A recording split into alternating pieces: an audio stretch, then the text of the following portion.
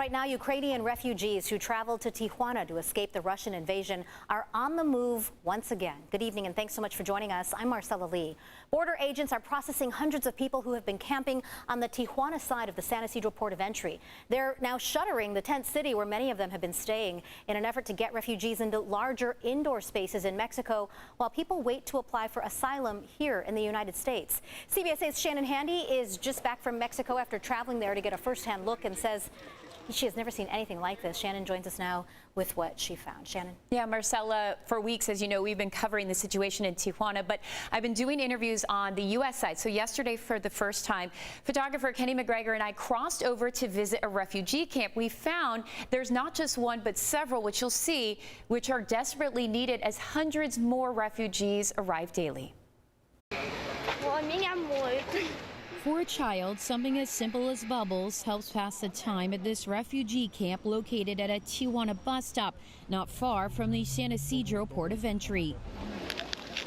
A table full of food is always stocked, with donations coming in every hour. There's even a local woman giving out free massages. They come all the time, so we have to reorganize. And a retired nurse from Chula Vista doing what he can to keep people healthy. Are you seeing a lot of issues with the children? Yeah, more dehydration. And I think it's going to be more prevalent with the heat because we have the heat waves coming. This is where hundreds of Ukrainian refugees have been sleeping nightly as they wait their turn on a growing list of others seeking asylum in the United States.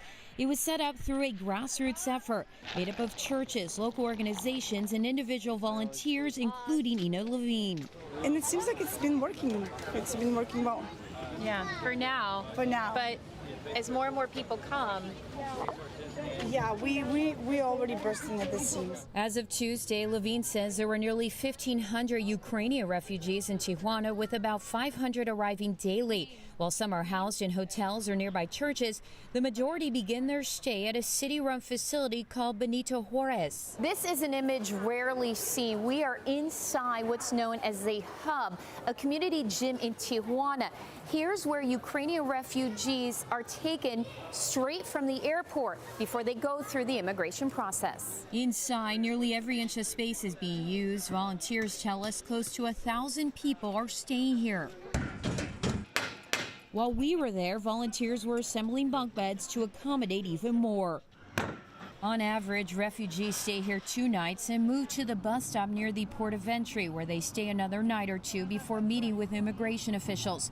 Ukrainians started fleeing to Mexico after the Biden administration announced they would be allowed in under what's known as humanitarian parole. Most left everything behind, traveling extensively to get to this point. First of all, we arrived to Romania. We get to Bucharest. From Bucharest, we had a plane to Madrid. From Madrid to Mexico City, and from Mexico City right here to Tijuana. 21-year-old Aliona Darmarost and her 24-year-old cousin Bogdana Haikova left Ukraine last week. Their relatives are still there, including Bogdana's brother, who is serving in the army defending Ukraine. do you see yourself going back to Ukraine anytime soon? We hope. We hope so.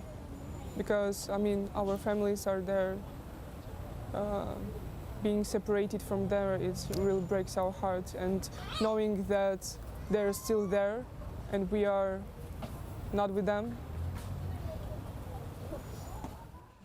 And I just heard from those women a few minutes ago. They made it into the United States safely. We will hear more from them tonight at 6. And as for that bus station where we shot the interview, I know Marcella mentioned earlier, refugees there have since been moved to Ped West, where Border Patrol agents hope to process them more quickly.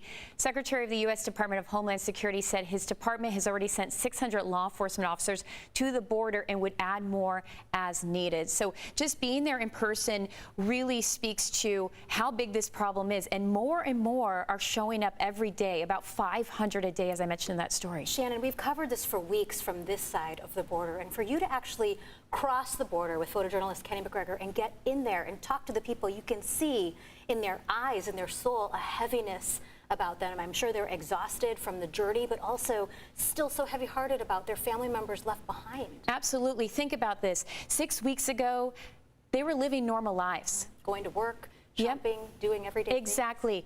To pack up what you can fit into a suitcase and leave everything, including your family.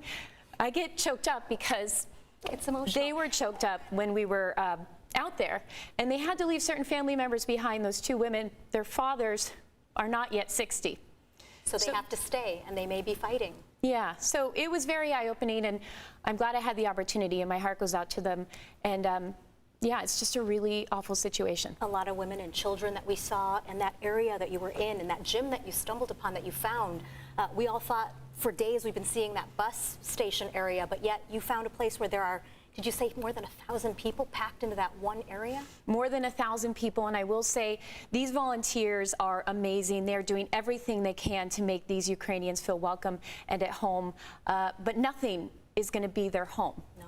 Nothing is going to be their home, as much as they're trying to make them comfortable. And there are so many unknowns, worried about their family back in Ukraine, but at least there's a process now, and hopefully they can get processed more quickly and get to the United States, where they may stay for how long?